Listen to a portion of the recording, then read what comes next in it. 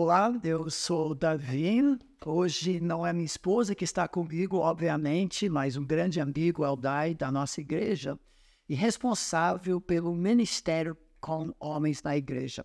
Agora, antes de você desligar, se você é mulher, nós também vamos falar princípios e encorajamentos para esposas em termos do seu marido também.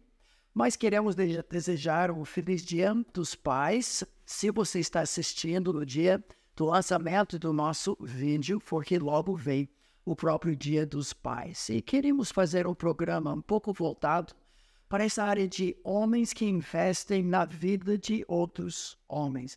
O texto de 2 Timóteo 2,2, que eu sempre chamei o princípio 2,2,2, diz Paulo para o jovem ministro Timóteo: o que ouvistes da minha parte, através de muitas testemunhas, isso mesmo transmita a homens idôneos e fiéis, para que repassem a outros também. E é sobre isso que nós queremos falar. Bem, Eldai, fale um pouco de si mesmo, sua família, por favor. Ok. Meu nome é Eldai, eu tenho uma linda esposa, 2 filhos, o Henrique hoje com 17, o Guilherme com 10, e eu atuo no Ministério com Homens da Primeira Igreja Batista de Atibaia, e também uma conversa com o Davi, um bate-papo, para a gente tentar falar um pouquinho sobre esse ministério. Fale então, Eldai, da sua perspectiva, a sua paixão, a minha também já há muitos anos. Qual é a necessidade de um ministério voltado para homens na igreja local? Olha, Davi, é um ministério crucial, né? A Bíblia nos coloca como líderes nos nossos lares, na nossa igreja, e a gente tem visto muitas falhas no nosso comportamento como homens. Eu falo por mim. Como eu tenho sido falho na minha família, com a minha esposa, com os meus filhos. E hoje eu sou muito melhor do que eu era há um tempo atrás, mas muito ruim perto do que eu deveria ser. Eu brinco que escrevemos aquele livro Homem Nota 10, que depois de tantos anos, né, de trabalhar o conteúdo, eu já cheguei a 2,6. Então, é complicado. Então, é um ministério absolutamente fundamental, à luz do que as escrituras ensinam sobre o papel do homem como um líder, servo. Por que você acha que esse ministério tem sido negligenciado? A gente viaja o mundo todo, eu vejo ministérios com surfistas, com skatistas, ministério de mulheres, ministério de crianças, juniores, adolescentes, jovens e terceira idade. E muitas igrejas, graças a Deus, está mudando, mas não investem naqueles que Deus chamou para influenciar todos esses outros. Por que tem sido negligenciado? Eu creio que é por falta de entendimento. Os homens são... É muito difícil trabalhar com um homem, né? Isso às vezes é o que a gente acha, né? Na verdade não é.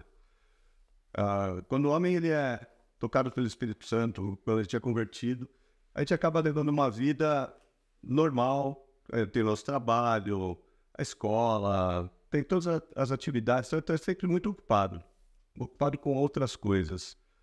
E a gente acaba esquecendo de prestar atenção no que realmente importa.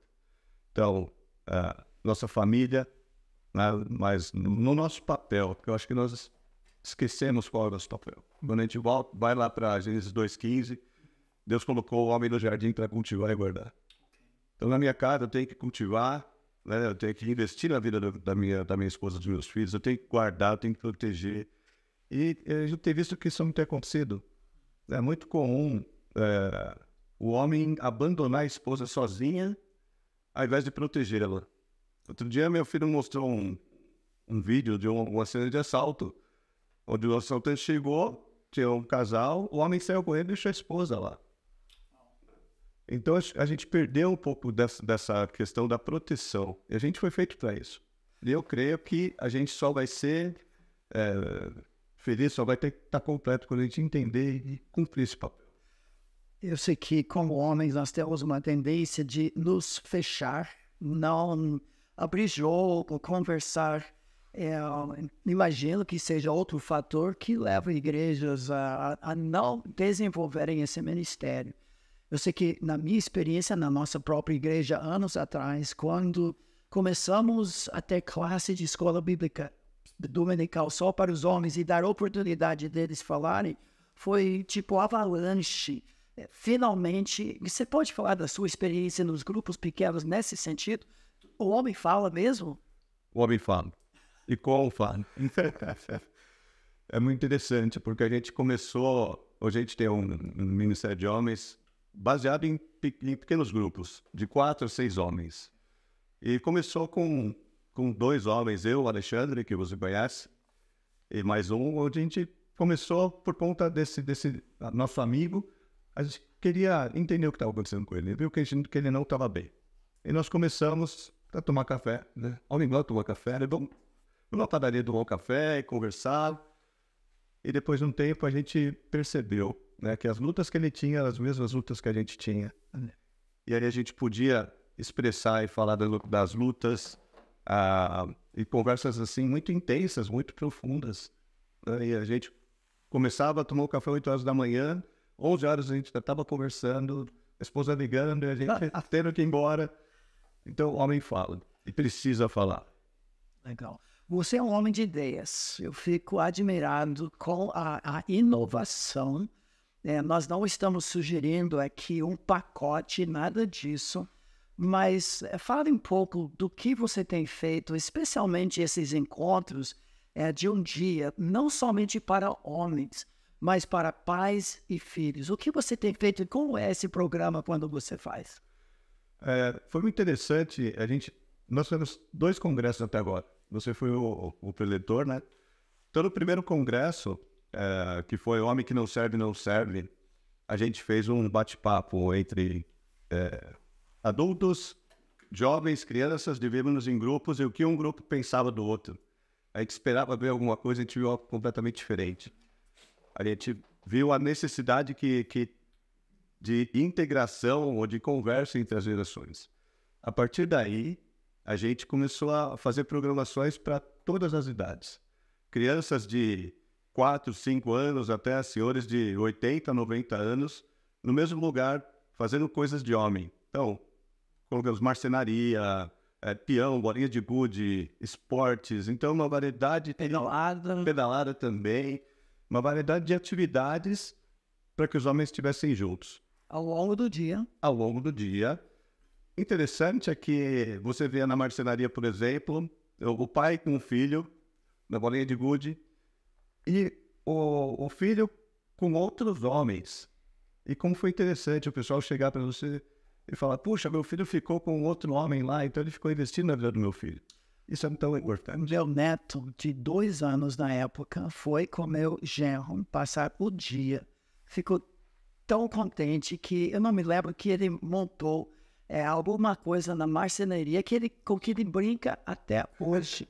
Então, é uma marca que deixou na vida deles. Tem outras ideias, você falou de grupos pequenos, congressos, um dia todo de atividades, oficinas, programas, churrasco, outras ideias que os homens, os ministérios poderiam fazer.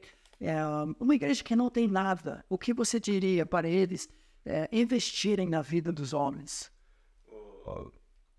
O que tem me chamado muita atenção, que tem funcionado, pelo menos para a gente, foram grupos de homens. Então, dentro desses grupos, a gente não tem um programa fixo, eles são autônomos. Então, tem grupo que o pessoal gosta de pedalar. Eles saem no final de semana para pedalar juntos. Tem o pessoal que gosta de evangelizar. Então, o grupo deles sempre chamam gente de fora para estar junto lá, para falar de Cristo.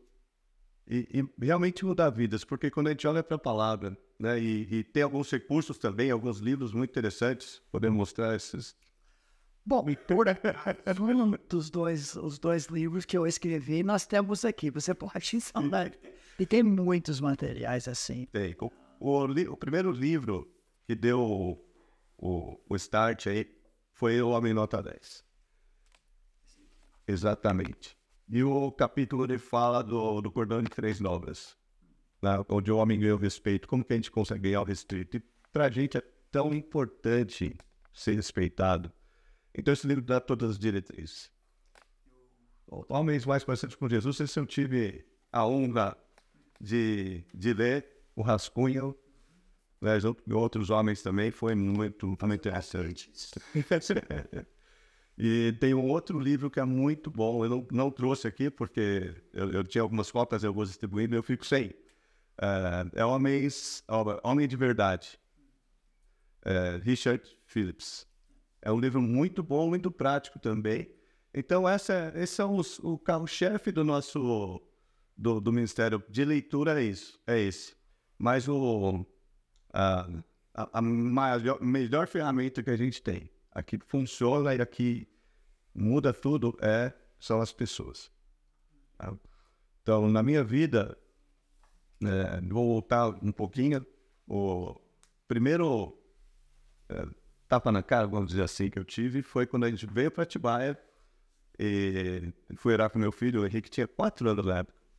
Aí, a gente sentou, a gente jogava Jockey Pô para ver quem orava, né? Ele ganhou. E quando ele foi orar, ele estava tendo uma conversa com Deus ali. Ele falava com Deus, sabe? Como se Deus estivesse ali do lado dele. E tá, né? Aquele dia para mim, aquela noite foi muito especial, porque eu falei, eu aqui com mais de 30 anos, eu não sei orar. Oh. Muito bom. Então, é muito mais que nós poder programas com outros homens muito importantes que têm impactado as nossas vidas também. Talvez uma última palavra para encorajar as esposas. Como a esposa tem reagido diante de ministérios com homens? Você tem ouvido comentários e como encorajar aquelas que assistem nosso programa? É muito interessante ver o que a palavra de Deus faz na vida dos homens. Porque o homem é muito orgulhoso, né? A gente tem muitas lutas, mas quando a gente entende, né? Quando o homem entende que ele foi colocado no jardim para cultivar e guardar, e a esposa é quem ele tem que cuidar e proteger, não para ele, mas para Deus. A hora que ele enxerga isso, a gente vê isso na palavra de Deus, não tem jeito, o homem ele muda de atitude. A forma de amar, a forma de cuidar, de proteger.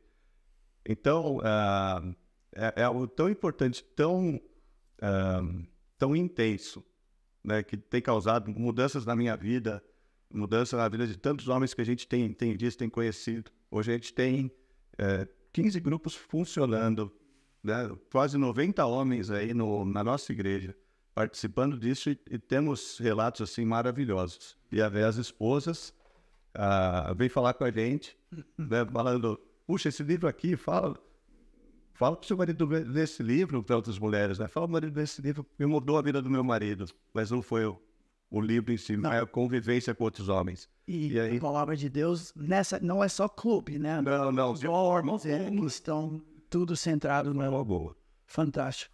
Eu queria só pontuar, né, alguns homens que marcaram a minha vida. Você, numa aula de BD, né? Algumas aulas que você deu para a gente, que falaram sobre a questão da masculinidade, como é ser homem.